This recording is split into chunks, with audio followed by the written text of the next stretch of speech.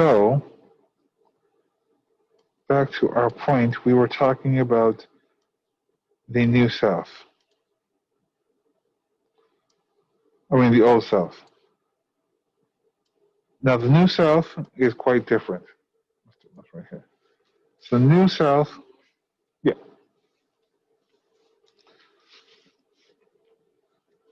So, New South is it's urban. People are moving to cities, and because cities, they tend to be living closely together.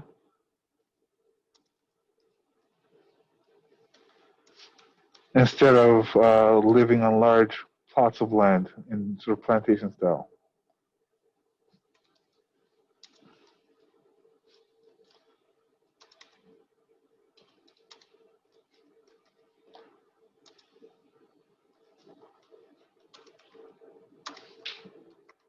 The other thing about this is that there is more mixing between the races. Now, again, this is not saying that it became a love fest where black and white who are living together and everything's harmonious. New Orleans has its problems, but for a southern city, it's far more progressive and far more interacting with different racial groups than lots of other cities at that time. Okay, women are not valued as much as in the society in this environment. So the Old South, while it can be restrictive and it can be limited towards women, they still kind of gave the vibe, or at least what they did was women were at least thought of as something to be chased after and to be wooed, or people who someone wanted to date a woman had to present himself and make sure that he had all the requirements, or he could demonstrate he was able to take care of her. I mean, in the New South, there is a still idea that men take care of women, but it's not the same sort of idea where men are, doing everything they can to impress this one girl to marry them. Or, a guy in the Old South, New South might just still try to show that he's a good partner, but not to the pressure that we have in this sort of Old South. You have to have lots of money. You have to show everyone how good you are. Okay? Manners and etiquette.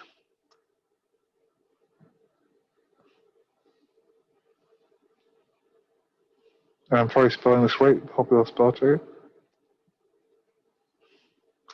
Have changed, right? In the Old South, again, men would hold open doors for women. They would approach, if they want to go date women, they had to bring flowers. They had to do all these things, these rituals, in order to show that they were worthy. That didn't happen in the New South. All those old traditional sort of values gets chucked aside because it's not something that's relevant in society. It's your physical presence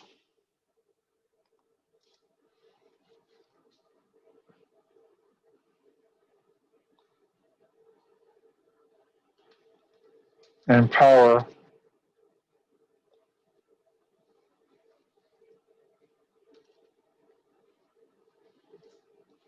are more important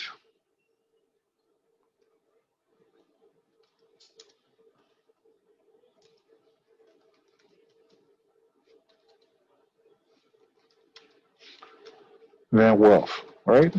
You're going to meet a character named Stanley Kowalski. Is one of the people there. He is sort of in this town they live in called Legion Fields. He is probably the most dominant person there. A lot of it because he's physically a very strong man, right? It's not because he's smarter, has money. He's sort of working class, like the rest of the people in those communities. But he has a physical presence that sort of dominates people around him and makes people want to listen to him. Okay, so we talked about listen closely. Those are the traditions of it, right? And this is a general tradition, right? People have been leaving the larger, big houses, homes, plantations or large acres of land to move into the city with urbanization and industrialization. That's where the jobs are. So people are leaving these old rural communities and moving towards the city. Okay? Um, these are the things that represent the New South. And so when we look at the actual play, we are going to focus on three characters. We're going to have Blanche. Again, there are other characters in these ones, but these are the three characters that I think you need to know the most about. There is Stella. And there is Stanley.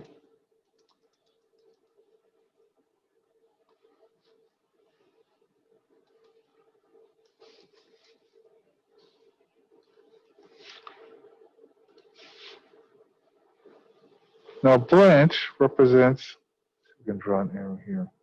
Let me draw an arrow.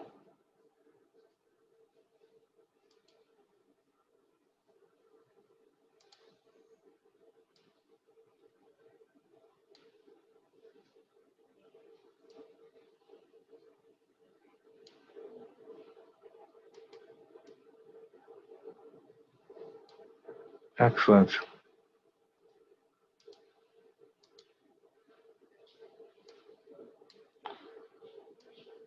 So Blanche represents the Old South, right?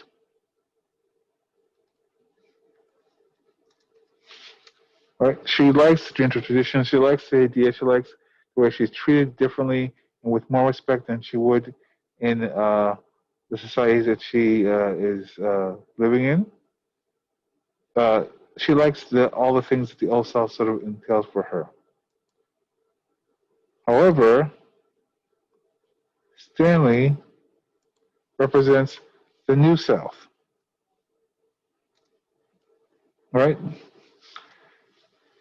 He's the one who has the power in the group. He's the one who likes the environment of the New South. He likes everything about what the New South represents. Yeah.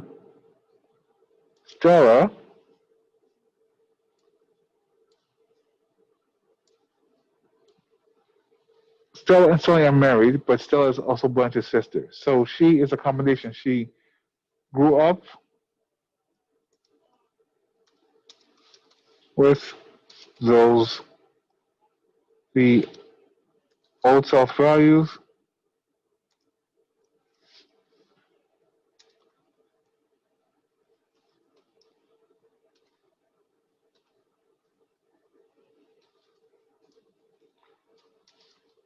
but chose to live in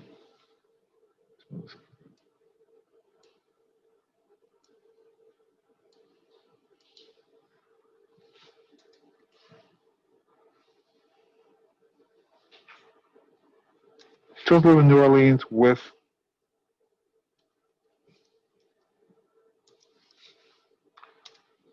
Stanley, right? So she is a person that can go either way. I don't mean go either way. She could either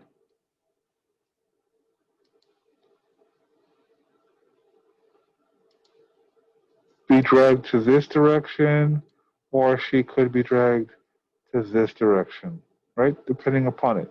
And the play really talks about how Blanche and Stanley are people who are fighting for her, or fighting for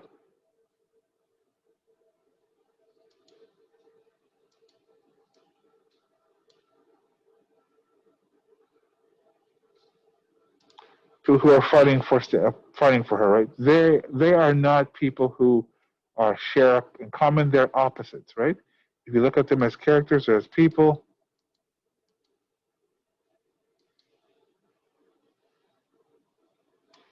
it is for math. If there were symbols, Blanche would be, well, Stanley would be,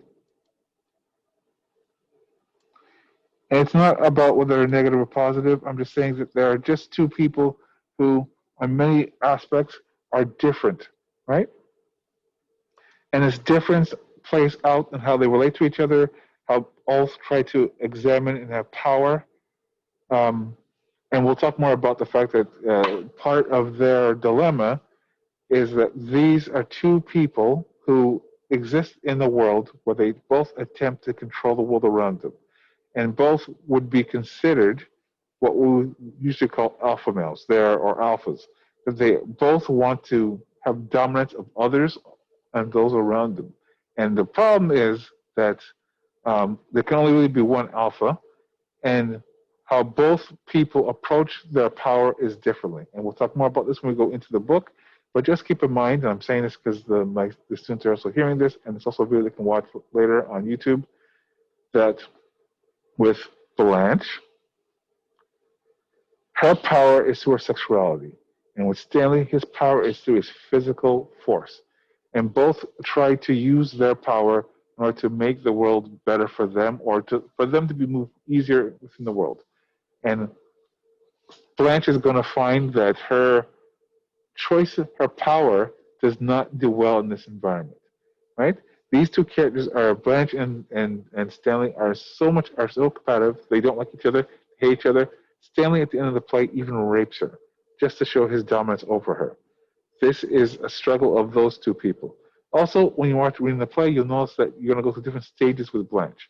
The first stage of Blanche, you're going to dislike her. You're not going to like her because she's going to say mean and horrible things. She's going to call her sister fat when she's pregnant. She's going to steal alcohol and liquor from their house and say she didn't drink it. She's going to demand men treat her with respect at all times, even though she doesn't give respect back. She's going to call Stanley stupid to his face and do it in a way that he thinks he's not smart to get it. Even when she tries to rescue her sister from Stanley's physical abuse, her response isn't to get help for themselves, but to find a man to take care of them. So for the first four scenes of the play, we don't like her. But then when we see scenes 5 and 6, we understand what her motivations are. We understand what were the biases and things that make her view the world in a very specific way, which is, I want to go back to the old self where I like it. And then after those scenes, we are totally on Blanche's side because we understand the choices she makes and why she continues to make those choices in the world that's around her. Okay, so that's pretty much the lesson. I'm going to label this as number 1 and 2. I'll put it both on, I've recorded this. I'm going to just stop the recording now.